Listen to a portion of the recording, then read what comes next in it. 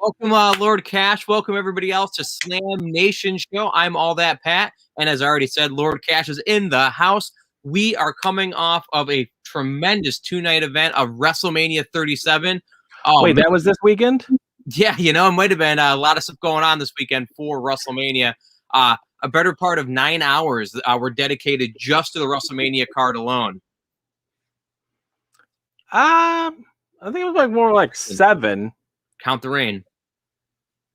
I'll give you maybe that. I think because pre-show was at 7 to 8, right? And then usually from 8 to 11:30. So yeah, I guess if you count the pre-shows, you got 9 hours. I guess you're right. Maybe I'm a little off on that, but also WrestleMania did start on SmackDown for a better part of two of the main matches that we thought would be on the main card. We did have the Dirty Dogs retaining in the 4-way, which surprised both you and I because we had definitely not picked those two to win to retain. So those were 2 points that were automatically down at that point. Yeah. Oh well. we definitely made up some points during WrestleMania. Yeah, and if you're not sure what we're talking about, everybody, basically Lord Cash and myself, we had a little bit of a bet going on to see who could actually pull off the most out of points by picking the proper winners, some of the finishes, and things of that nature throughout the night. And Lord Cash, I'm pretty sure that you already know the results, but I'm excited to figure out what the final score was over the weekend for our WrestleMania betting odds. Yeah, because we again, this is I know they had the whole DraftKings thing going on, which I was very tempted to at least put in my my stuff just to see what was see if something could happen of it. But yeah, no, we pretty much just took down who we thought was going to win. We put a couple extra stipulations out there of this and that. And so that's where we're going to get some extra points, or we didn't get extra points. So I've got like 1 or 2 where I'm like, should you get the point? Should I get an extra point? I should always get the point. I should always get the point, Lord Cash. What's the other thing? Because I actually awarded you an extra point. Yes. But I haven't officially given myself the point on something because technically, for all accountability, I didn't make it, but we'll get to those here in just a little bit as to what exactly we were talking about. So, how soon do you want to jump into it? Well, I was just gonna say, yeah, I know we have some viewers on right now. Just kind of curious, and what your guys' favorite match was from WrestleMania 1. I mean, do we want to cover just a little bit about the 2 matches that happened on SmackDown, just to kind of at least address what happened? I mean, basically, we already talked about the tag team match. I believe we both called for the Mysterios to come away with the tag team titles. Oh, no. No, I had the Alpha Academy. Yeah, didn't you? Yeah. But either way, we both were wrong on that. And again, the Dirty Dogs, Ziggler and Root surprised everybody and kept those titles, which surprised me. I'm curious where they're going to go from here. Yeah, so the thing that is surprising, and I kind of allude to this just ever so slightly, I put together a graphic that we kind of saw at the beginning of our intro. Looks very similar to like this. This landscape is basically all the champions. Well, this landscape has changed somewhat drastically. So I'm going to have to get an update those as soon as I get new graphics from WWE.com. So I'm excited about that. I've got a little bit of homework for next week. But again, I don't want to foreshadow anything by having the new graphic up there today. So that's why it was not updated for the record. Oh, absolutely. But you're correct. It's a good thing to do that because, in the past years, we've had like Money in the Bank cash-ins the night after WrestleMania when Ziggler beat Del Rio for the title. Yeah. There's no Money in the Bank hanging right now, but a lot could happen, so we don't know what could be standing in the way for our champions currently anyway. But I do think that a lot of our predictions title-wise, some of them happened, but some of them just did not. And like I said, the Ziggler-Rude thing was one of them, but also I did call the winner of the Andre the Giant Battle Royal, though, with main event Jay. So another name calling him all night, even at WrestleMania itself. Now, if I remember correctly, who did you pick for the Battle Royal? I'm trying to remember. Mustafa Ali. He did have a pretty good showing for himself, but was he not in the top four, like the last 4 or 5?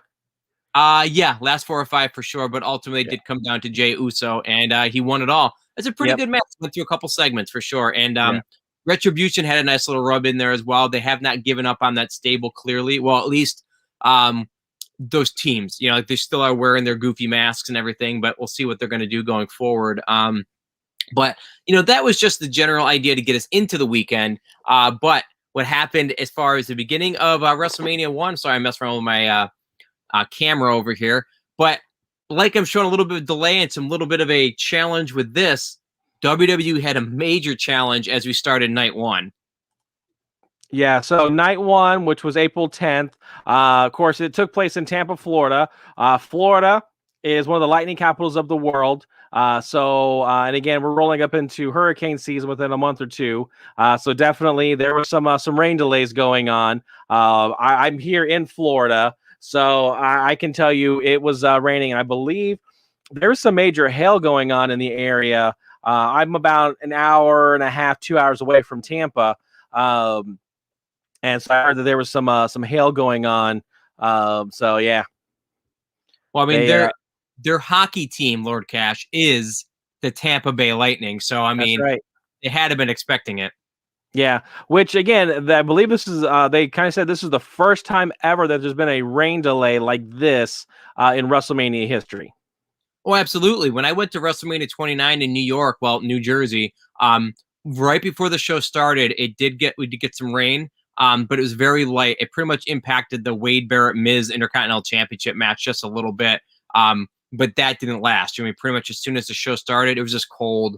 But that's the risk that WWE or AEW or any of these outdoor companies, you know, they run that risk, right, of having some kind of a weather delay. And for 37 years, the better part of 10 being outdoors, not bad record, but it did hit them pretty hard on Saturday night.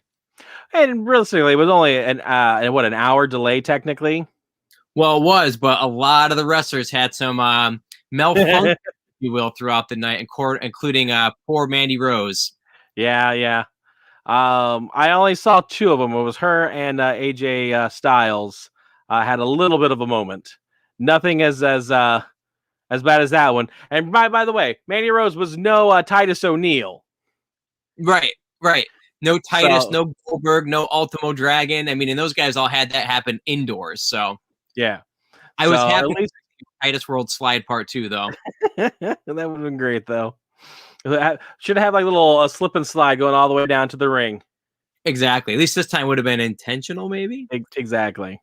So we kicked off night 1, though. The first match in night 1, I'm trying to remember off the top of my head, like I said, as we get started, because there's so much wrestling, guys, so much that happened over the course of the weekend.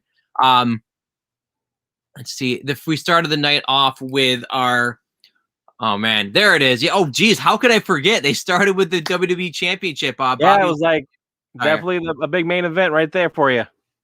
You know, this echoes the past couple years. WWE has started with this match.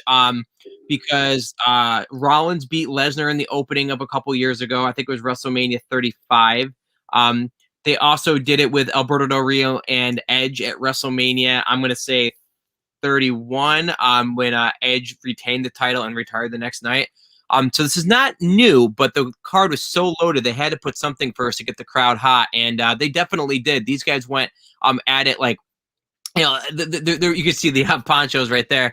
Just these guys just went out like crazy. You know, both guys that were booked incredibly solidly throughout the year 2020 and 2021. So going into this, Lord Cash and myself had different predictions. I had predicted, no, we didn't. We actually ended up coming together on this. We both did pull for Bobby Lashley retaining the belt, and going against what the internet was thinking. Lord Cash, you and I both got the point here. We were correct.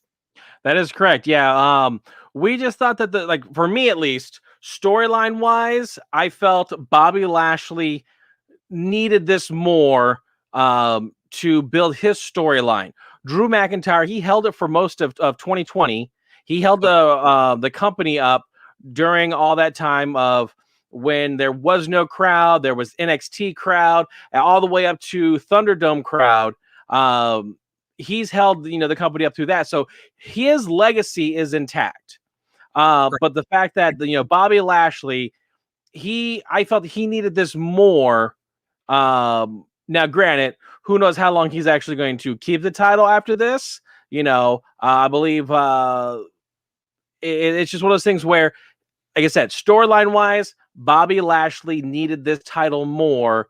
And I think that they made a wise decision, not only because we chose him to win, so therefore it was a wise decision for us to give us that point. But in the end, just Bobby Lashley putting on the Hurt Lock onto McIntyre at the end just shows how much of a dominant force he truly is, and how much the Almighty Era is here to reign for the time being.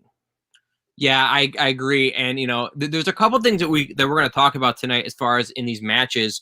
I feel that the company over the past 10 years for sure, ever since the Austin Rock era, really, near the tail end of the Attitude Era, or Midville, really, there was getting to a point where in professional wrestling, we were getting a lot of false finishes in the matches where it would require, 13 rock bottoms, or 10 NAAs to win a match. Last night, I can't think of very many, if any, kickouts of a person's signature finishing move. And it started the night off with this intact because, McIntyre he did fight through one Hurt Lock, but ultimately he passed out to the Hurt Lock at the end. They really established that Hurt Lock continuing to be dominant, and also the mighty Bobby Lashley in itself. I think he's going to be keeping this till next WrestleMania, to be honest with you.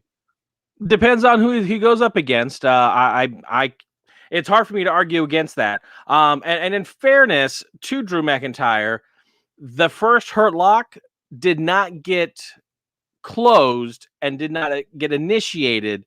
So therefore, he was able to break out of it because he was never truly in it. Exactly. So because he got to the ropes, right? And that's the whole thing is they protected that move. They protected the move night 2 in a very shocking way, as we'll talk about too. But our next match of the night was the women's tag team title gauntlet match to basically establish who would be the number 1 contenders going into night 2.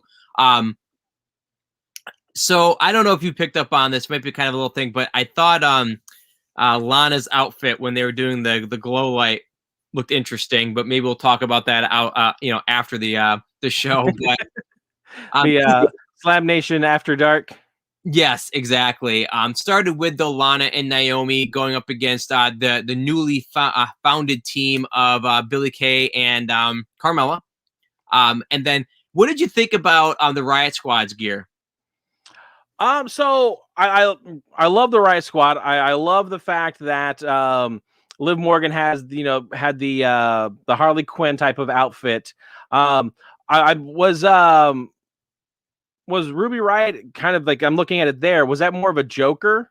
Oh, 100%. She had the green plaid, she had the green hair, and also it had ha along her gear as well. So they were definitely going for the Harley Quinn Joker gear, and I thought that was perfect. I think that it was a nice little thing, and they kind of ran the table for a little bit as well. They did pretty decently. They didn't win it, but they did pretty well. I believe that you picked them to win, correct? Yep, I did. They were my pick to take the whole thing. Now, mind you, I did not get a chance to watch SmackDown before watching this. Because I was able to watch it live, and the recording I had on my DVR, for whatever reason, was giving me the week before SmackDown. Yeah. So I'm watching this and I go, wait a minute, this sounds oddly vaguely familiar. Why is Edge saying these quotes again? And I'm like, wait, am I watching? What's going on? Did I press the wrong button? And it had the last week. And then, of course, Hulu takes forever to put the SmackDown online. It usually takes till Sunday morning for me to get it. So you can't even watch it on Saturday. So had I watched it, I feel, I don't know if it's just biased because I know who won the turmoil, that my opinion might have changed. Right. Just because their stance and their presence on SmackDown, definitely I felt that going into WrestleMania from SmackDown. So again, I felt my choice would have changed but just kind of looking at the card, I could have made that selection. Yeah, I mean, these two, Tamina and Natty, who, no spoilers here, they did end up winning this match, going through the rest of them. I wasn't super surprised, but I think I was surprised more at the order of eliminations because, I didn't expect the Riot Squad to do as well as they did, which I'm glad for them that they did because they're an actual established full-time team. But like I would have never predicted that Carmella and Billie Kay would have actually eliminated Lana and Naomi, for example, but they did. This was, like I said, a very dominant showing. I like the fact that Natty gave Tamina her WrestleMania moment, in the sense by letting her get the win. Right. I actually thought that was going to be the finish of the match. I really thought that she would miss the splash and that was going to lead to the Riot Squad winning, but it didn't happen. Like I said, Natty and Tamina just ended up going on and becoming #1 contenders for night 2. Yeah. It was really cool. And one of the things that's been really cool is I'm kind of do a little tangent here. I've been watching a lot of the Stone Cold Skull sessions. Mm-hmm. And they're just absolutely fantastic. I love them. I think I've watched 4 in the last 48 hours. Oh, wow. So because these were good. I watched the Bret Hart, which I'm sure you've seen like 12 times. 11. And then I watched the Chris Jericho was really good. I'm currently in the middle of the second go round of the Undertaker. Mm-hmm. And then I felt like there was one more that I watched. The Randy Orton one. I don't know if you saw that. That was the one. Because I watched that one, then I watched Chris Jericho, then I watched Bret Hart, and now, like I said, I'm on the 4th one, which I was actually kind of just joking about 4, but yeah, actually it is. I'm on my 4th one in the last 48 hours. The Randy Orton was just really cool. But the thing is giving back to the up and comers. That was kind of one of those between Randy Orton, The Undertaker, Bret Hart, was giving back to the younger people. You have, because if you don't, there's no furthering of the company's, like, that's what I never understood about certain guys that would not put others over, and once in a while, WWE does go to the well, at least too many times in my opinion, but it's also for money. And I get that. Right. You've got to put the younger guys over for sure.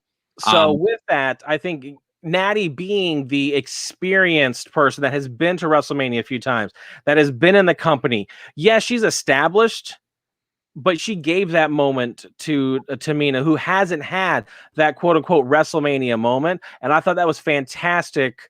A way to give her that moment, to give her that time to shine.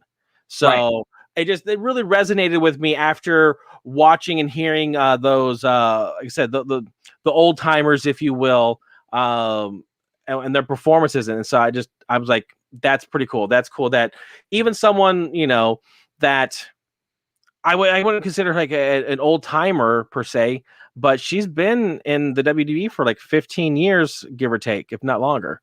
No, you're right. She is a well-established veteran, and Tamina has been there for quite some time too. But like you said, she's never had a lot of opportunity to really. They just haven't pushed her, right? They've never really given her the Brock Lesnar, the Bobby Lashley. As big as she is, she should be running dominance over the women's division, right? And we know that nobody's meaner than Tamina. Exactly. So.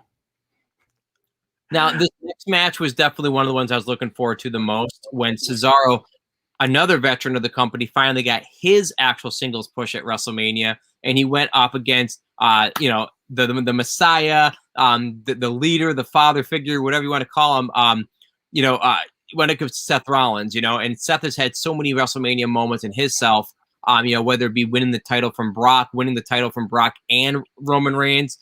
So he came into this again, also being able to eat a loss to be able to put up Cesaro. And it wasn't just a shallow victory. These guys had a great match. I like the story that was told coming into it. Like, everybody knew they were going to build to a swing, but Rollins really did a number on his arm, and he made it hard for him to actually accomplish that. He even did 8 of them and actually had to stop and rest his arm for a minute. But what was great is, so I think we had a side bag, I'm not sure, but What I thought was great is that Cesaro was again creative in the way of doing the swing. He ultimately gave like the giant swing that he normally does. But what did you think about that swing that he did on his shoulders with no hands? Oh, the UFO. The UFO. That was awesome. Yeah, I thought it was gonna be like da da da da da da da. You know, that's kind of like what I was envisioning as he's like just spinning around, spinning around, spinning around. Yeah, it was great. I've never seen that one before. I don't think he's ever done that, but apparently they had the name for it. They knew exactly what to call. So I don't know if he's done it like back in NXT or something of that nature. Yeah, it just was great. Yeah, exactly. And I will say that I didn't know if it was going to be the exact finish, but they did go for the he went for the stomp, popped him in the air, gave him the uppercut. Now I believe that you and I had made a prediction. This spinning splash is really cool from Seth as well, but I believe that we had a prediction as to how the match would end. Yes. And if I remember correctly, I think I called the neutralizer, and I think you went for the sharpshooter. So not necessarily those moves, but you agree. You predicted that he would go for it. There's the UFO. You said he would go for a pin. I said he would go for submission. Okay. So he did win by a pin. So you did get an extra point on that one because we both did select Cesaro for the win. Right. So I mean, did this match lead? Did it reach the expectations that you had coming into it? Oh yeah, like I knew that this was going to be one of the top matches of the night. So just because of the level of performer that Cesaro is, the level of performer that Seth Rollins is, I knew that they were going to bring it no matter what, and it was going to be a phenomenal match. Sorry, I know that was AJ's, but you know, it is what it was. Right. No, exactly. I mean, phenomenal or not, like I said, they both lead up to that, to that moniker. And speaking of phenomenal, good segue, Lord Cash. We had we had the tag team titles for Raw being defended by the New Day, going up against, almost making his debut on the company with AJ Styles. Now, I believe I sent you a message just the way the beginning of this match was being played out.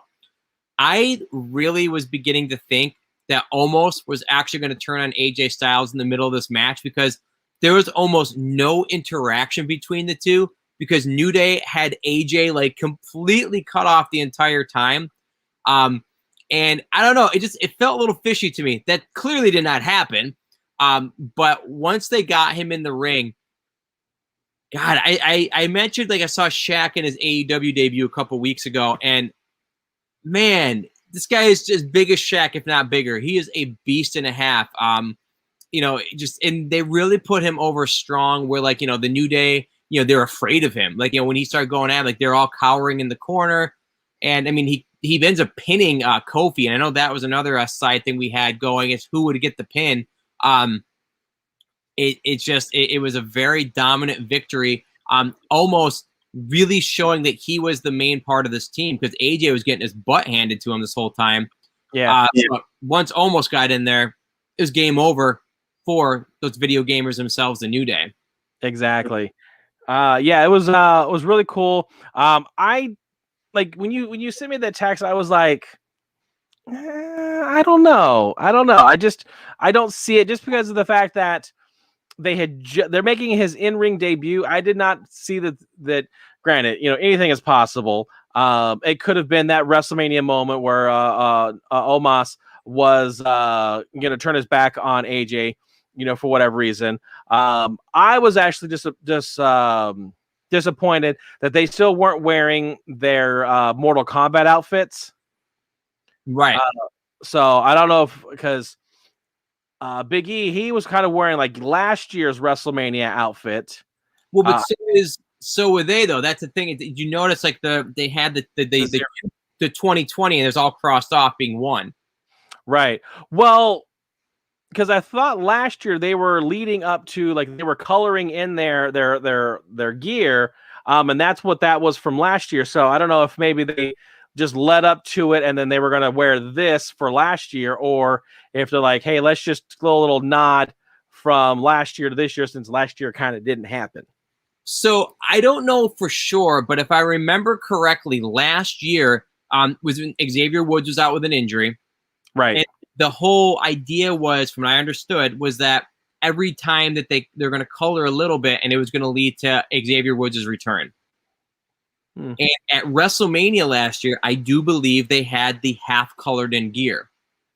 And again, I could be wrong. Am I wrong? I'm thinking about the face. I want to say you're wrong, but again, by that I may be wrong.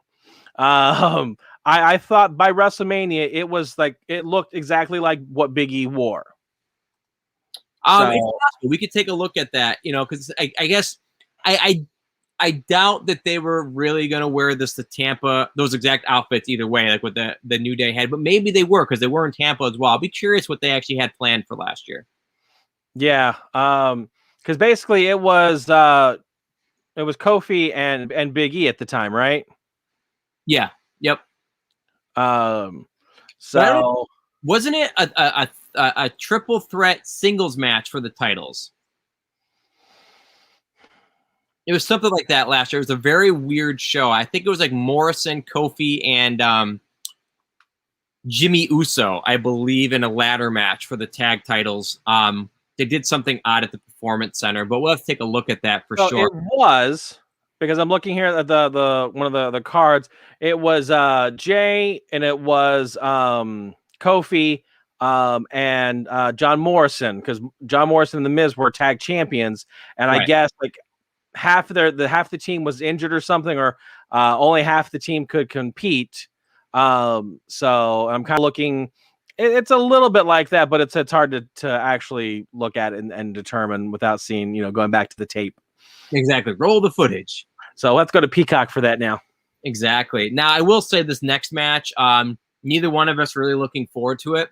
But to be fair, they did deliver. It was a very memorable match. A lot of things were somewhat predictable, but some of that, we both picked Shane to win, which thankfully for Braun Strowman did not happen. Right. But man, what were your overall thoughts of this match, and were there any highlights that you really picked up on? Because I mean, there's at least one or two highlights that I recall. Right.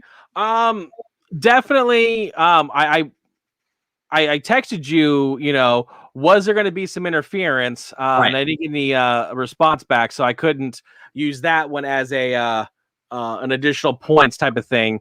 But I think they're going to interfere, but I thought that they would do something to help him win. They just get him in the beginning, but yeah, right.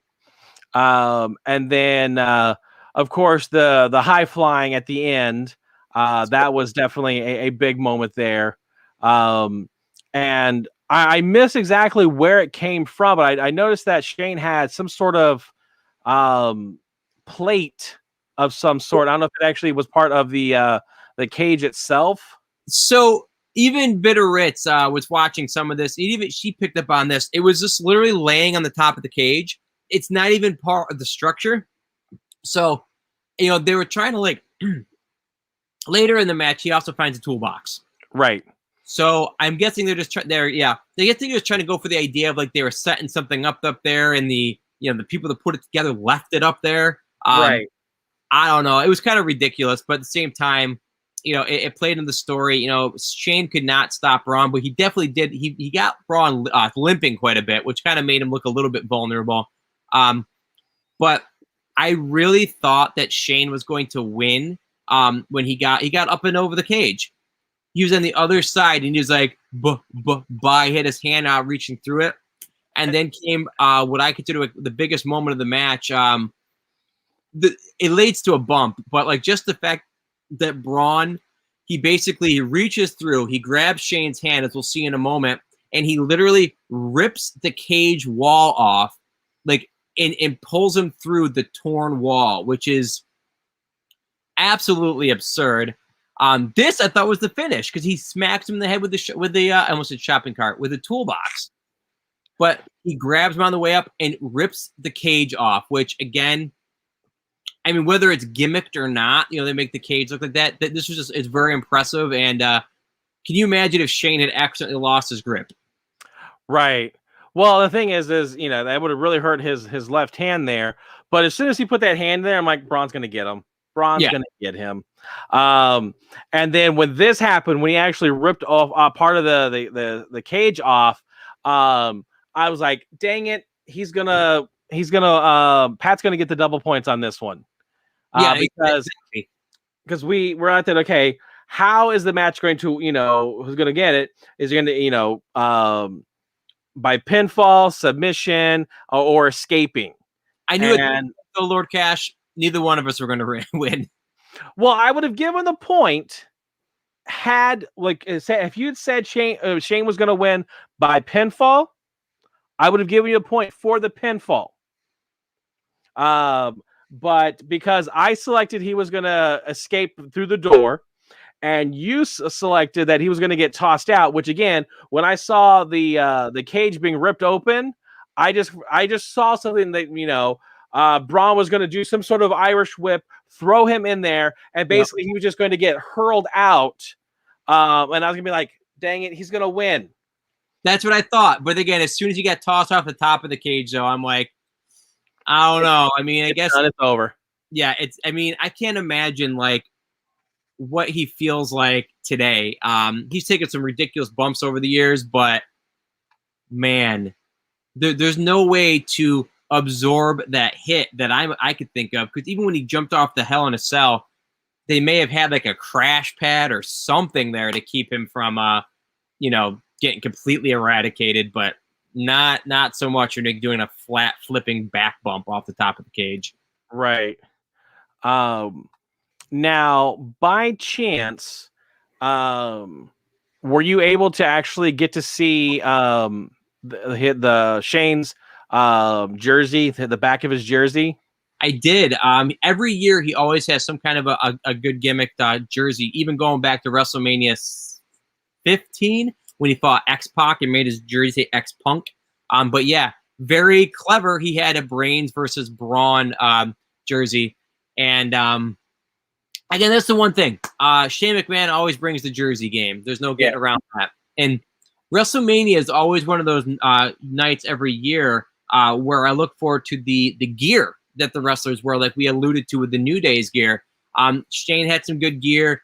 And even in the main event, Sasha Banks had a pretty interesting outfit. And it wasn't anything particular, I guess. It was just like an outfit that she had designed for herself to stand out.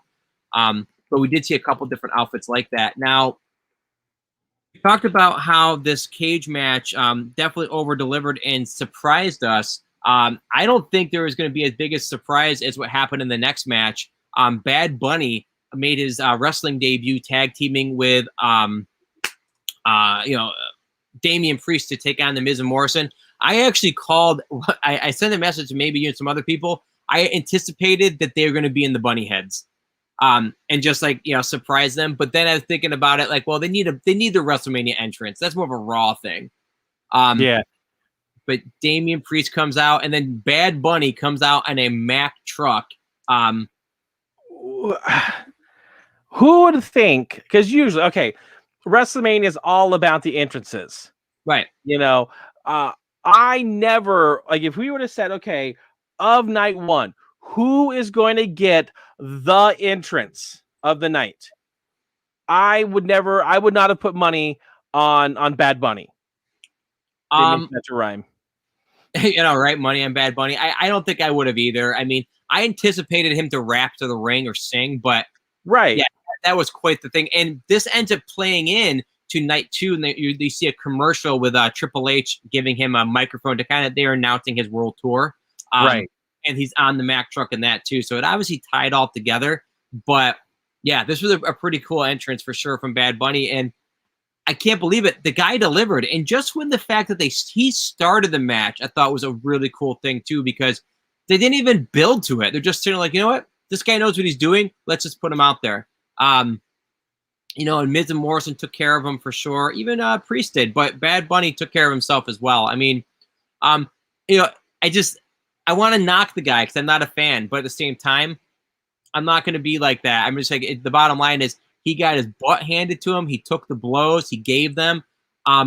Very, very impressive performance. And, there's been many celebrity matches in WrestleMania history, and I don't know how many of them would live up to the level of Bad Bunny's match, quite honestly.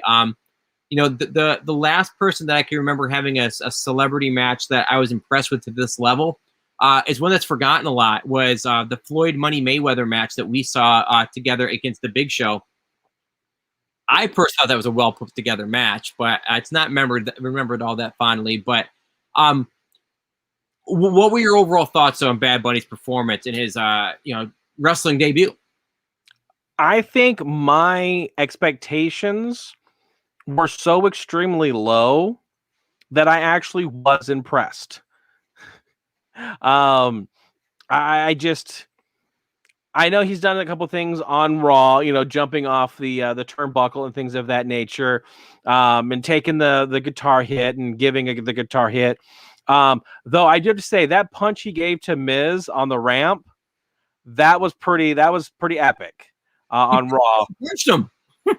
I swear he actually, that was there are no pulling punches, on that one. So, and again, at the beginning of the match, he gives him another one. Like I said, I did not have that high expectations. That I actually thought it was halfway decent. Now, not to take away, anything from him, there's that one move that he does outside the ring with John Morrison. Clearly, John Morrison did all the heavy lifting on that. Yeah, the destroyer. It's the same thing with this suplex. I mean, yeah, John Morrison was suplexing himself. He was pile driving himself because, I mean, no matter how much he's been practicing, it is impossible for me to believe that Bad Bunny is strong enough to even considerably pick up anybody for this without some assistance, which is wrestling in itself. But I mean, John Morrison with his core and everything else, and again, we're not experts, but yeah, the dude was hitting himself with all the moves, but still, you have to be able to balance it in some fashion. So yeah, like I said, I don't want to take anything away from Bad Bunny, but I also want to give John Morrison the credit where it is deserved, because again, the move that he does, I can't think of what it's called on the outside. So it's originally called the Canadian Destroyer. Now that so many people have been doing that move over the years, they just simply call it the Destroyer, the flipping tail driver. But yeah, bottom line, it was a very impressive showing from everybody. I mean, I would imagine by the end of that night, everybody should have gotten their major kudos because everybody did the role perfectly. They executed it like a boss. And I'm trying to make that as as smooth as possible. This Lord Cash was, again, in my opinion, the match of the weekend. Absolutely. Sasha Banks defending her SmackDown Women's title against the Royal Rumble winner, Bianca Belair. I mean, you and I both predicted that Belair was going to leave with the title. And I don't feel that at any point in this match that was ever in doubt. But even the finish of the story was clear. Man, did they make that story and that trip super exciting. What a match. This is going to go down easily as one of the best main events in WrestleMania history and really cemented Sasha Banks' legacy, in my opinion. She might just very well be the best women's wrestler of all time. I would have to agree with you on that one. Definitely, she did her part, as the veteran in this, giving the rookie her due. And definitely they went out there, put on the clinic and gave everybody a performance, a WrestleMania performance. So absolutely neither one of them should be, feeling bad about their performance because they put on a heck of a match. Yeah. I mean, it was like flawless. And what was cool is that Bianca Belair, really had the moment, the opportunity in this match to show everything that she really can do. Her matches so far have been okay, but this match, as you can see here, if you didn't see this, everybody, Bianca Belair caught Sasha Banks, who dove over the ropes. She caught her, rolled through, caught her, lifted her up at ringside, walked her up the stairs in this girl press position, and then threw her into the ring. That was just one of many opportunities to show how strong she was. And don't get it twisted. Sasha Banks is definitely probably one of the smallest competitors on the roster. So she probably doesn't weigh more than 120 pounds. The bottom line is, though, that Bianca could lock her arms. She could carry her up the stairs. And for the better part of 35, 40 seconds, I don't care how light you are. 4? I got 4 letters for you. Oh, what's the 4 letters? OTIS. Yes. Yes. Yeah. Well, female competitors on the roster. Because No. She carried Otis on her back. No, you're right. Yeah. When she was fighting with Bailey, and that yes, I forgot about that. I was freaking out about that then. So she is definitely one of the strongest. Let's hear that to Otis, though. Yeah. So yeah, absolutely.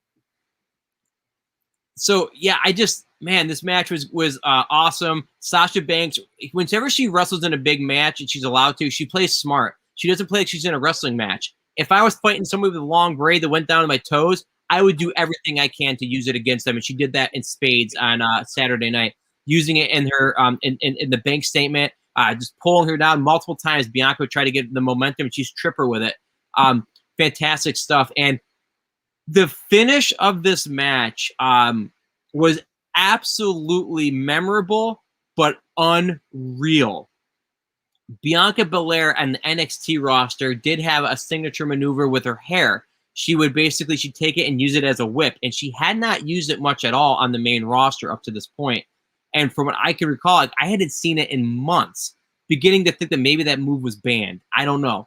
But if it was, I know why at the end of this match, because, oh my Lord, she hits her with the loudest pop of a hair, and she left an actual visible cut on her waist, on Sasha Banks' waist afterwards. But what a way to get the fans, like, who are already up and excited, what a way to get them, like, ready to know that this is your finish, with a big slap and then the KOD to finish it off. And I know we're not even there yet in the slides, but just thinking about all these great moments in this match, again, this is probably the main match of the card that I am going to go and watch again when we're done, because it's so good. Yeah, definitely. Pardon the pun here, but there definitely was the pop of the evening right there at the end. And if you notice that, I think it's like leading up to right here on the right side. There's the whip right there. On the right side of her outfit is actually there's less fabric there, and that is like real emotion, real pain right there, because there is that welt that is right there on the right side of her stomach. That unfortunately there is no image of it that I was able to see. But yeah, that definitely she left her mark on Sasha Banks. Absolutely, yeah. There's like one shot when I noticed it the most, when she's laying at ringside, and it's ridiculous. But the moment was shown. I mean, her family members were freaking out at ringside, and I swear one of them was going to drop the kid that she's cheering with. Yeah, I think her dad almost fell all over the railing. Yeah, but great moment. I'm actually, as we'll talk about too, I'm more excited about SmackDown this week than I am at Raw. I'm really looking forward to Raw tonight. Don't get me wrong. It's coming up in only 15 minutes. And I got to say, man, this is one of those nights where I don't want to go late, but we'll see what we go with. But yeah, Raw was great. That match was fantastic. Now, oh my God, night 2 started with quite the bummer, though, quite the downer. I'm glad that you and I said we both watched it out of order. So man, before we do that, absolutely, I want to show you. I was in the process of making this for both nights, but I only was able to get the first one. Once you can see what I did. So this was night 2. Night 2. I'm like, there we go. There's the and these were the matches that we're going to talk about here in just a second. You ready for this? Oh, I'm ready. This is going to be cool. All right, so we at Slam Nation, New York Nerd Show, we are going to be talking about the following matches for night number 2. First, we start off with The Fiend going up against Randy Orton, the Viper. Our match number 2 is going to be the tag women's title, Nia Jax going up against, I know that's good. Then, of course, number 3 is Kevin Owens and Sami Zayn, the Intercontinental title between Big E and Apollo Crews. Then we've got Sheamus going up against the U.S. title, Riddle. And then closing out the evening, we've got Asuka going up against Rhea Ripley for the women's title. And then the triple threat match of Edge, Roman Reigns, and Daniel Bryan. Was that not cool or what? That was awesome, Lord Cash. That was, damn. I just put a banner in the chat. I don't know. Wow. So anyways, yeah, it took like 8 hours to render that out. And then, like I said, I couldn't get the other one done, and my bad.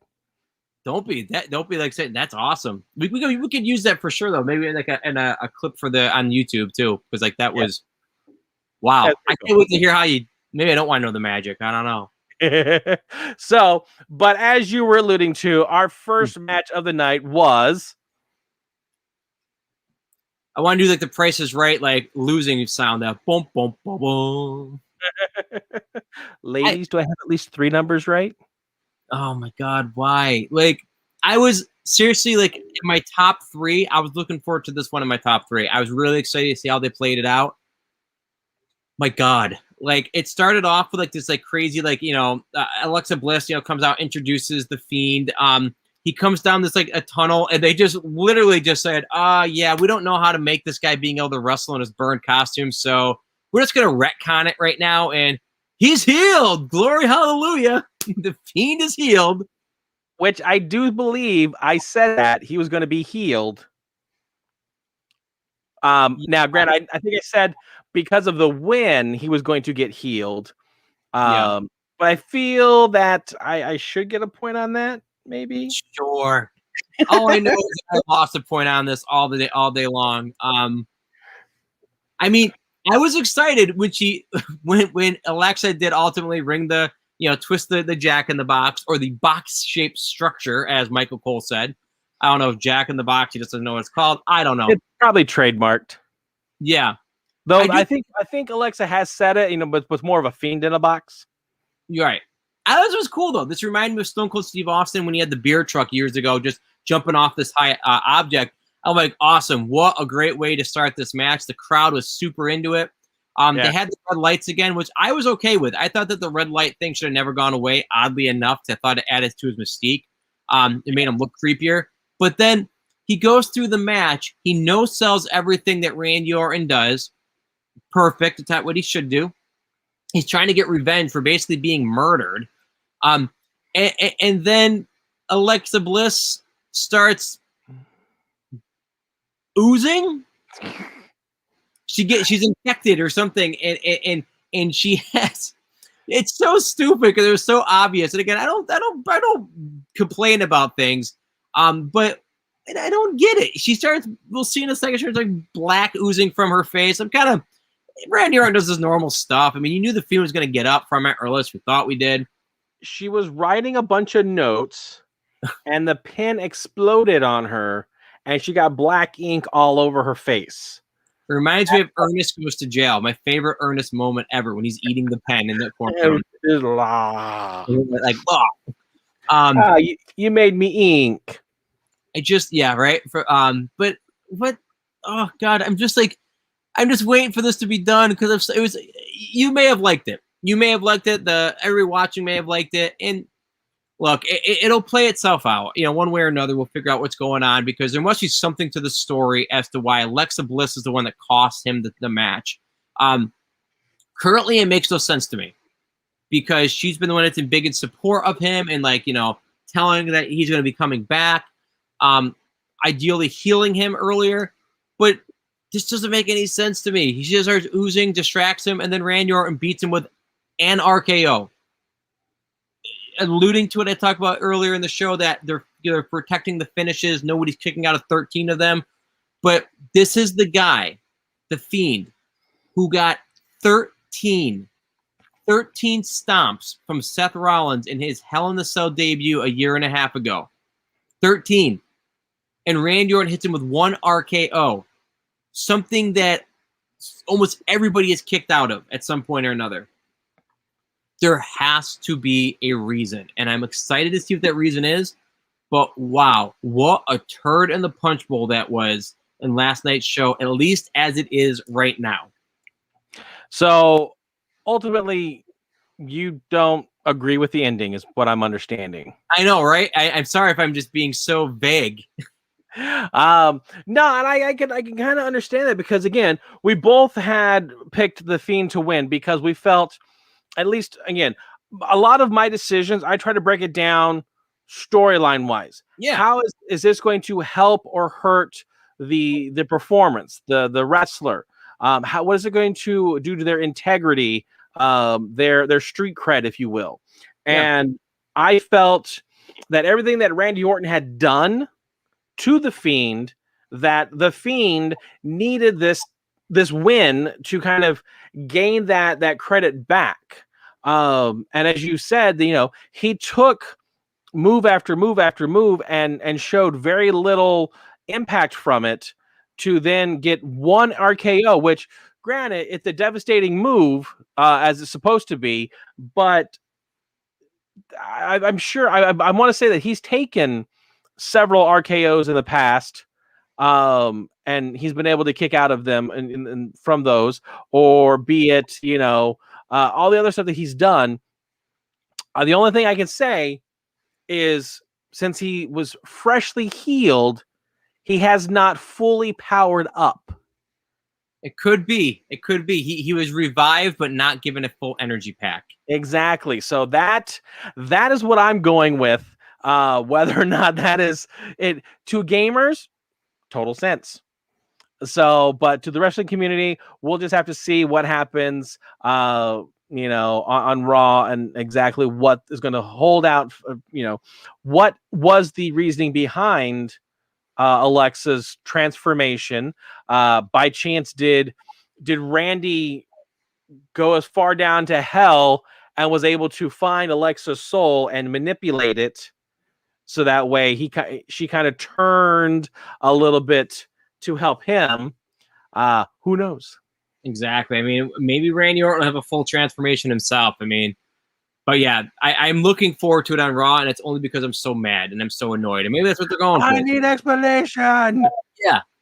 And it's funny, like the night 2, like I was alluding to, kind of, again, just for my opinion, maybe yours as well, got off to a little bit of a rocky start.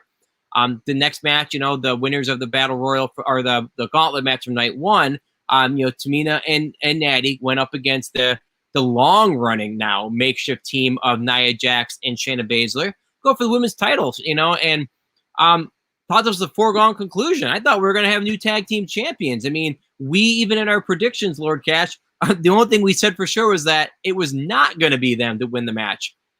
And apparently, Vince McMahon and company just wanted to play ultimate spoiler to our Slam Nation predictions in night 2, because somehow, some way, Nia Jax and Shayna Baszler won.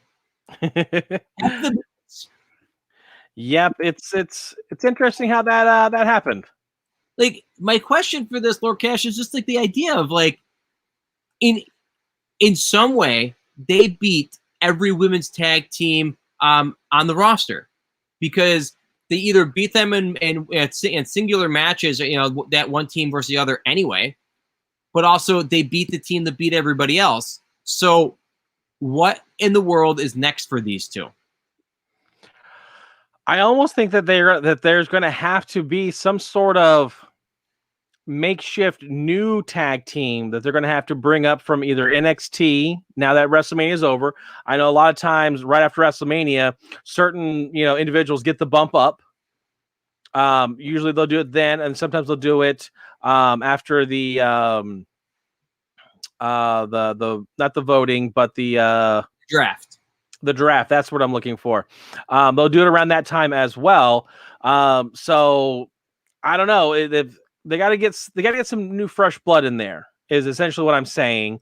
And whether it is, I also feel that, like, the Riot Squad, had they been more of a fresh Riot Squad, that they could have went toe to toe with I can't figure this out. I just feel like they if they would have been a fresh Riot Squad, they could have went toe to toe with Natty and Tamina, and possibly could have gotten over the win over Shayna and Nia Jax. That's absolutely possible, but and also the Sexy Muscle Friends, which is sadly the actual tag name of Mandy Rose and Dana Brooke. Perhaps if it wasn't raining so much, they also could have an argument as well. But as I was just throwing in the chat as well, the Bella Twins did get put in the Hall of Fame last night, and it did seem like they were pulling for one last match. It's feasible that'll be in a program as well. But bottom line is Shayna and Nia Jax, they won, they retained, and that was quite the shock to both of us. Yeah. Unfortunately, they did, but who knows what's going to happen. I feel that there's more out there that could be done, but we'll see. Maybe these two will patch up their ways and go after the women's tag titles. Sami Zayn and Kevin Owens, longtime friends, longtime enemies, did have their payoff match. Sami Zayn with Logan Paul in his corner. I don't even know who this guy is really, so I'll withhold my judgment. But either way, I'm like, it wasn't impressive. You just knew he was going to eat a stunner by the end of the night, which, it happened. Not to jump ahead too much, but the bottom line is this match was solid. I knew it would be. And I had called Sami Zayn to win the match just on a way outside the box, way long shot. And I got to say, there was a point in this match where I actually thought, Lord Cash, that I was going to somehow pull off this victory. Because at the end of the match, Sami Zayn actually hit him with a haluva kick in the corner, like out of nowhere. And I'm like, no way. He's actually going to beat Kevin Owens. But nope, Kevin Owens pretty much no-sells it, kicks him with a super kick, and then he wins. I guess that was probably the only time in the night, really, that a finishing move was wasn't kicked out of, but it was definitely kind of, almost disregarded in some ways. But great match, great, typical maneuvers from these guys, but I enjoyed it. I think it delivered everything that it set out to be, and it's going to be a nice little notch on their belts when it comes to the showcase of the Immortals. What your thoughts? Yeah, I thought those were great. They've had a rivalry through NXT all the way up to their, coming into the main roster. They've had matches where, for the most part, Kevin Owens has taken the win. I believe there was a time where Sami Zayn did get like one of their last victories, I think. But yeah, it was really good. I thought their chemistry is always great together because, again, they know each other. They've been through the minor leagues, the bigger leagues, and everything like that. I'm not surprised that, and I always want to say like Paul Logan or Logan Paul. I always get the names, but it's Logan, right? Logan Paul. Yeah, I'm going to say Paul. Yes, because I think Paul Logan is Crocodile Dundee. That's Paul Hogan. Oh, Paul Hogan. Okay, it's close. It's close. I'm off by a letter. But again, there's the stunner that we were alluding to, Kevin Owens gave him. So yeah, Logan kind of turns his back on Sami Zayn. So who knows if we're actually going to get that documentary now, because now he doesn't have the backing from Logan anymore. That's going to help him, distribute that and be the whatchamacallit for social media. Right. And I wonder when Kevin Owens pulls out the win, I was wondering if that's going to once again put him in a contendership position, because he did win an important match. And that also led me to think about that we might see some roster shakeups even tonight, because the champion on SmackDown, he's already had quite a rivalry with, and I was wondering who is Lashley going to have compete with him next. You might have a jump. If Owens goes on to Raw, they might have a good competitor with Bobby Lashley, but that's kind of, again, that's might be not really what they're going with, but that's what kind of crossed my mind when that happened. Yeah, I'm trying to think, like, how much further are they going to push this? Because again, Lashley's has gone one-on-one with Sheamus. He's gone one-on-one now with Drew McIntyre. What's going to be that thing to really, elevate one of the superstars? Because again, you need someone big and powerful, because you're going up against Bobby Lashley. Right. You know, he is that big and powerful. You know, you're not going to put a Rey Mysterio up against him. You know, boy, that would be funny looking though. He'd put him in the Hurt Lock above his head, just move him around. He'd be flailing out his, you know, little Lord of the Dance type of thing.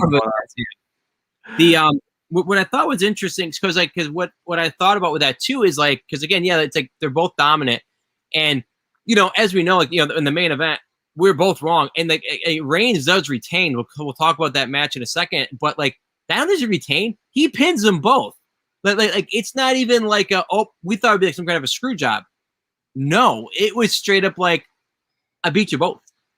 I mean, well okay. Jey Uso gets involved. He does, but so there's a little bit of a screw job going on.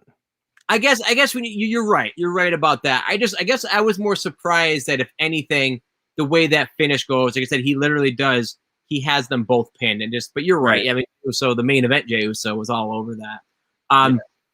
This next match, we definitely had different feels on this. You know, going with the different opponents. You were going with Riddle. I went for Sheamus, and man, I don't know who was predicting Matt Riddle's teeth being in the third row, but he got absolutely destroyed in this match. It was a great match. The guys were hitting their moves back and forth. Sheamus, unfortunately, was unable to carry out a move he was trying to do off the top rope. It looked like he was going for a white noise, which would have been really cool.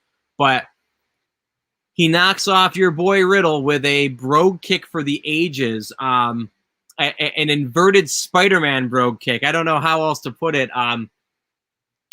I mean, what did you think? Just if nothing else, just the finish of this match. You know, I'm trying to think of if I actually saw that move because I was probably getting home and just got home and I was trying to get the kids off to bed, or while I was watching this, I was working on show elements for tonight.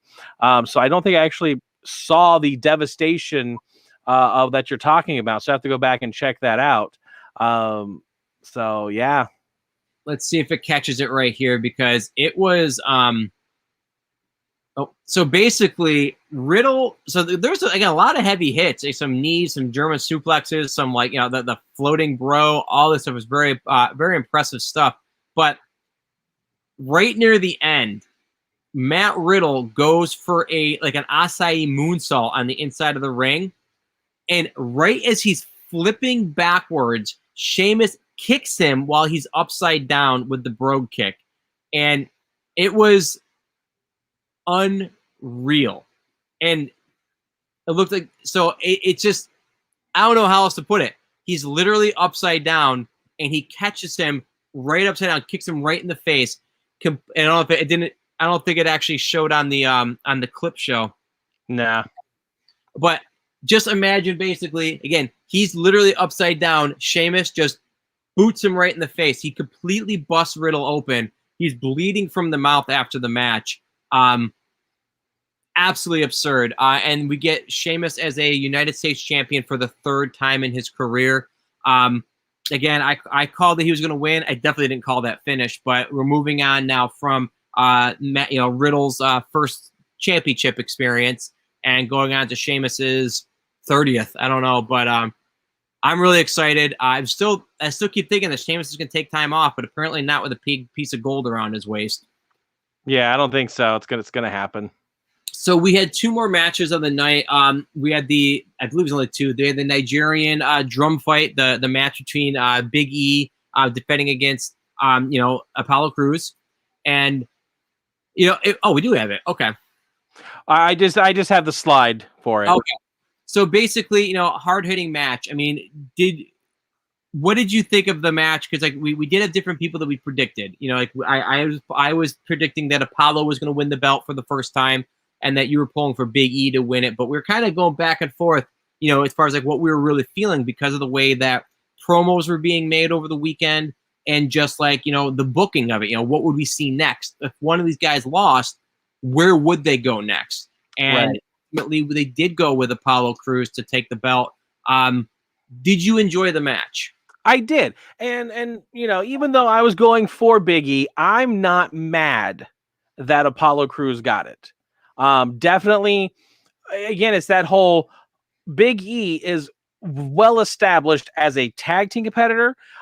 He's established as now a singles competitor. One of the things that it just occurred to me is one of the lines that Paul Heyman said to him during one of the Talking Smack is, "You will not be a successful singles competitor until when they say your name, it is no longer associated with the New Day." And the fact that I don't know if it's doing him any favors by the fact that he himself came out to do the intro for the New Day when they came out on night 1.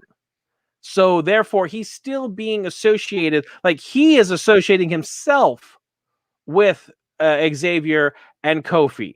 I realize, they're his boys, they're his friends, they're family, but I wonder how much of that is truly true, a statement, because again, when was the last time Roman Reigns was referred to with the Shield? No, you're right. And I don't think it's going to be likely, but that was one of the reasons why Christian many years ago went to TNA, to Impact, is because he had to get away from being Edge's brother. Right. And he had to actually have a chance to step out on his own.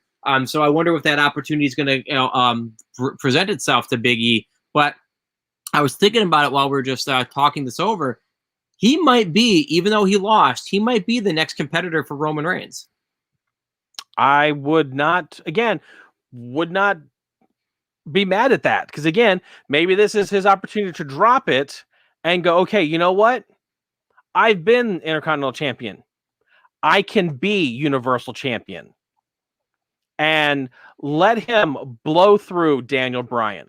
Let him blow through the next, all these other competitors, your Cesaros, and actually take on Roman Reigns, because I think that would be a fantastic match. I think he does have the capability and the energy, the charisma, all those key words that you're going to want for a top competitor. He does have those characteristics. So right. I would love to see that. But again, biased, because again, I like New Day, I like Big E.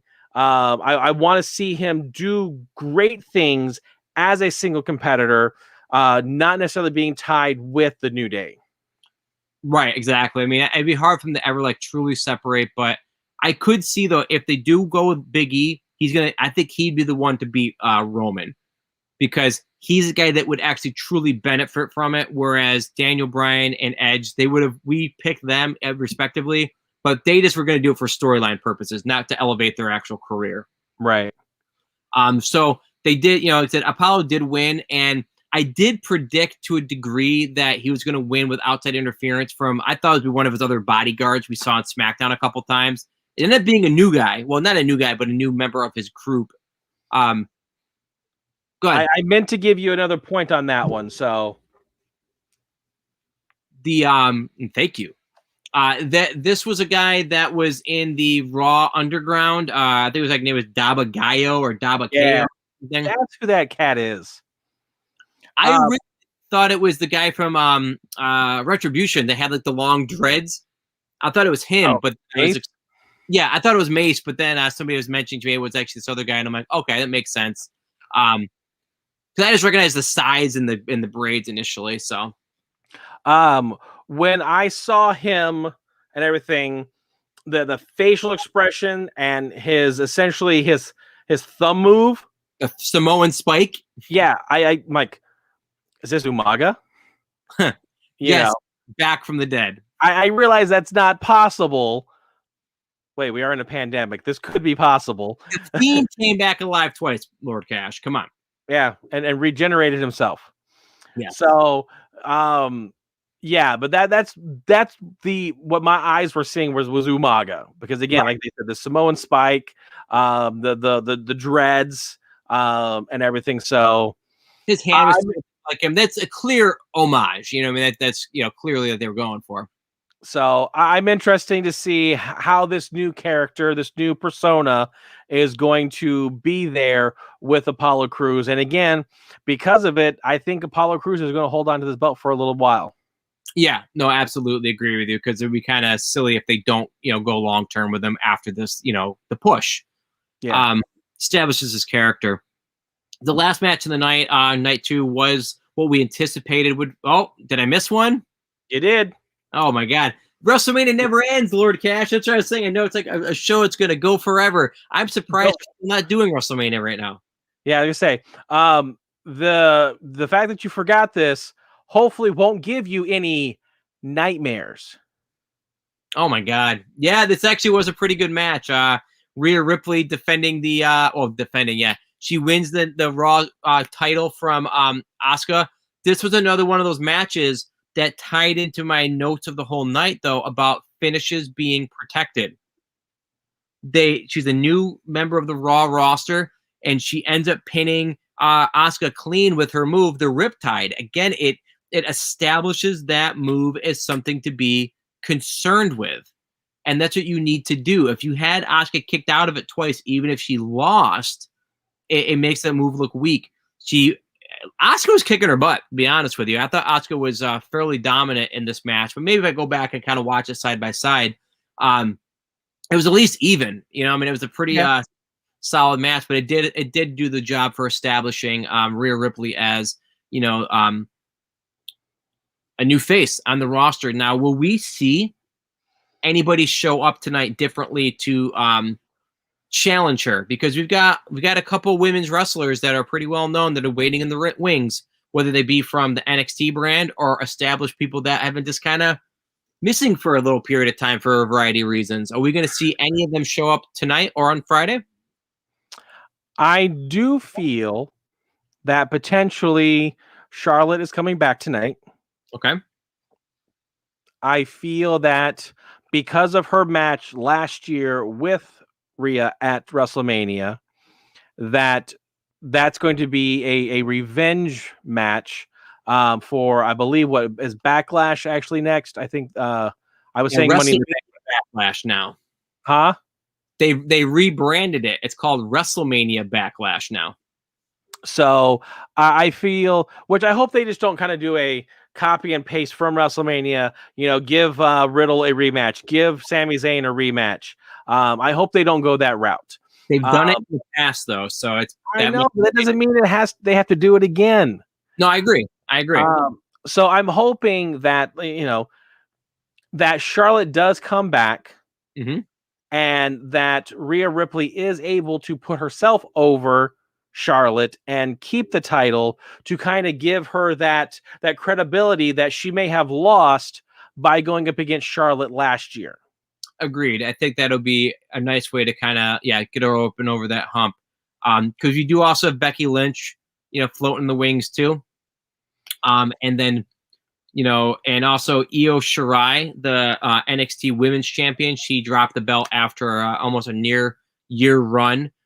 So any of those three, if not more, could be on their way back to the company. So I think we are going to have a pretty eventful night on Raw to see who the next competitor will be for Rhea Ripley, unless, like you just alluded to, they do a rematch with Asuka. But I think it might be too soon for that. I think they let Asuka kind of go take a break for a little while. She had the belt for the better part of a year.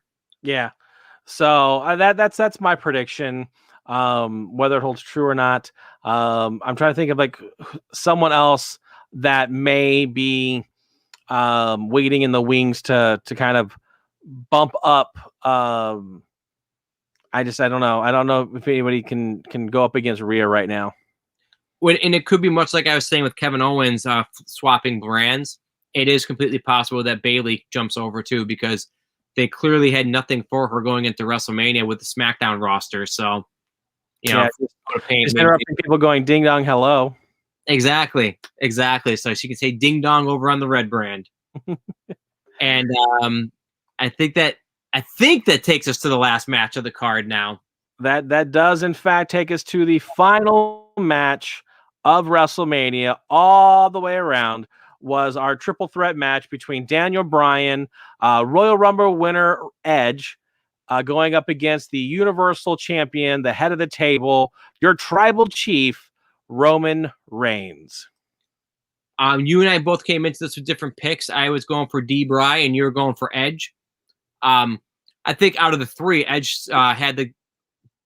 I said Roman Reigns.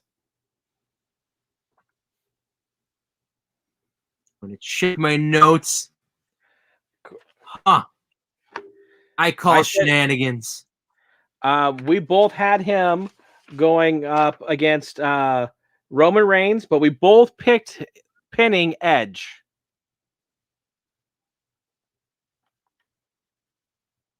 Okay, I'll give it to you. So now, technically, no, I'm completely wrong. I was thinking if Daniel Bryan was on top of Edge, I can almost say that. But yeah, no, you totally, you technically were right on both. I mean, the Edge one was a little, But anyway, yeah, good match. He was the top one, so he was pinning Edge, and Daniel Bryan was underneath. Yeah, I mean, it was a good match, went back and forth. It was definitely booked in a way that anybody could be believed to win. The storyline went that way as well. And if you have not had a chance to check it out, Lord Cash and anybody else, definitely look up the promo that Edge gave on Friday leading into the show. I thought it was an excellent promo. Really, even got me to think that maybe Edge was going to pull this out. But it ended up, again, main event Jey Uso definitely got involved a lot, making it not a truly clean victory for Roman Reigns. But it pretty much ended up with, basically Edge went to go give the concerto to both guys. He had Reigns down and he had Daniel Bryan down. He gave Daniel Bryan the concerto, and I was not a fan. I don't really get super quote sensitive or oh god, what do you say? Like offended by anything. I was not a fan of when I probably picked it up, but Daniel Bryan gets hit with the concerto and starts having a seizure in the ring. I don't know. He's just like he's twitching on the ground for at least 2 minutes, and I'm like, I don't think they need to go that far. You could sell it, but I think that was a little much. Right. Did you pick up on that at all, or is it just me? I did not. I did not pick that up. And again, I don't know if it just was I got distracted at the moment. But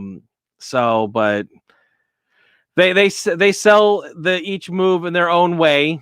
Right. Whether or not it was, I don't know, there was a reasoning behind how he sold it. What was going through his mind. Like there was the and again, I'm going to go back to the Stone Cold sessions. When you had Stone Cold going up against Bret Hart in the submissions match. They said that Stone Cold needed to be busted open to really sell him passing out. And then, of course, when Bret Hart puts him in that move, to not give the kind of that baby face a little bit, where he kind of pushes himself up and to try to really avoid the sharpshooter a little bit, and just trying to really selling it. It's just that's what was going through his mind at the time to truly sell that move, to really put Bret Hart over, going heel. That's what needed to be done, and that's what they were going with. So I don't know what was going through Daniel Bryan's mind last night when he was going through the sell of that move. We'll have to wait a couple years to when he's on Broken Skulls with Steve Austin in about 5 years, or some sort of untold story on the Peacock network. Exactly. I mean, I guess the bottom line is you got a guy with a history of head injuries. That's why he had to retire temporarily, and he got hit in the head with 2 chairs. So I just picked up on it. Because of I go through. But not to take away from the story, the quality of the match. The bottom line was an excellent match. Roman Reigns walks out, still your champion. A lot of things to be left to discuss as far as what's going to happen now for all 3 gentlemen, all 3 competitors' matches. Does anybody have a true gripe as to should they still get a rematch? Should Roman Reigns move on to somebody else? Should Daniel Bryan and Edge go after each other? Because again, Edge hit him with a concerto. We'll have to find out this week in a very, eventful post WrestleMania shows. I mean, I can't wait to watch Raw tonight and SmackDown on Friday. And I think we're both in agreement that it's going to be a pretty eventful deal going on. Yeah, I do hope story-wise that at WrestleMania's Backlash that we do see Edge and Daniel Bryan. I think that would be a dream match for those two to go up against each other. You know, both of them are fantastic technical wrestlers. Edge has just been around the block several times. He knows his stuff. That I think that they could work together so flawlessly that they could put on such an amazing match if they were given the chance to do that one-on-one and not have to worry about, triple threat. Obviously, there are certain advantages to being in a triple threat, stamina wise, because you can always have two work at it while one's kind of, resting a little bit. But yeah, it just, I would love to see that. Would be a match for me as a Daniel Bryan fan and an Edge fan. To have both of them go at it would be amazing. Agree. Absolutely agree. So as we wrap up our show tonight, we do want to thank everybody for watching us. I guess they are. For joining us tonight on our show. We always want to make sure to to ask you to like and subscribe and share as always to get all the notifications on all our other shows, including Mail Call, Mail Time. We also have I stream, you stream. It's going to be on Monday. Monday. I'm all over the place. Oh, okay. So we also have some trivia too before we go. Just make sure again like and share and subscribe. And we do have one announcement as well right at the end of the show. But Lord Cash, hit us with it. What are some trivia questions? I have one as well. One. It's just the one question. So being that it's trivia time, it's that time again. It is time to stump all that Pat. So with that, last night, WrestleMania on Saturday and on Sunday, we had, I believe, 5 titles change hands. Okay. So, out of the WWE, all of WWE, whom has held the title the longest? As of right now, in all of WWE, who has had their title the longest? And we're talking about every belt. Every single belt. And I will tell you, I am pulling for a swerve.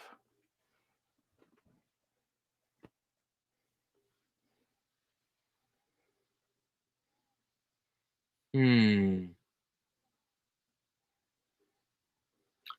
mean, are we talking NXT or just the main roster? I am talking all of WWE. Oh, well, then it would be Walter from NXT UK. That is correct. Yeah, he's held it for 738 days. He won it back on April 5th of 2019. So, yeah, he has definitely held it the longest. Your NXT UK Women's Champion has held it for just shy of 600 days herself. Kaylee Ray. So they've held their titles for a long, long time.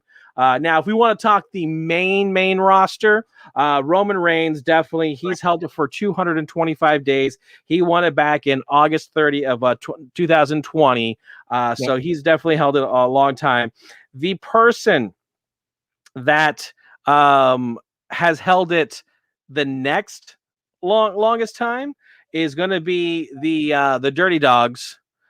They won it back in January 8th of this year. So they've held it for 94 days. Okay. And then, of course, rounding out the top 3, you've got Nia Jax and Shayna Baszler with 71 days because they won at the very end of January. Right. So. Wow.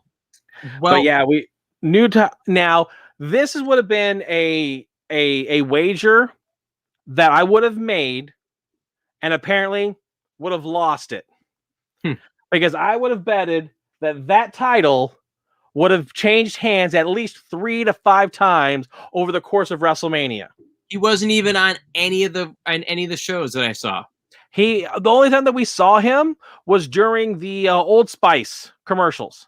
Yeah, because he's training that Johnny everybody or whatever is training to make his comeback to fight for the belt again. I saw that. I thought that was kind of funny. Yeah, but I'm just like, really? Come on, it's WrestleMania, and there was no title changes, no in stadium debut, appearances from R-Truth. Nothing. But that means he now has held it for 22 days since he got it back from Bad Bunny. No, he got it back from Old Spice guy. Old Spice guy. Yes, very true. Johnny Regular, whatever his name is. I think so. The Night Panther. Wow. Well, with that being said, we do hope everybody enjoyed everything tonight. We got a lot of stuff going on this week, as you'll see, throughout the course of the week. But please make sure to like, share, and subscribe. And then next week, our current plan is that we're going to actually start doing Slam Nation Wrestling on Tuesdays at 8 o'clock. That way, we'll be able to be even more current when it comes to Monday Night Raw's events. But make sure to, if you're on our subscription base, you'll be able to see if that changes in any fashion. But that is our current plan, is to start doing it on Tuesdays at 8 p.m. Hoorah. Hoorah. Like it. Well, Lord Cash has been great. Everybody out there, it's been great. But go watch Raw. Go have a wonderful night. And we'll see you at the latest. We will see you on Thursday for I Stream, You Stream at 8 p.m. But we'll probably see you even sooner than that. Have a great night, everybody. Laters. Adios.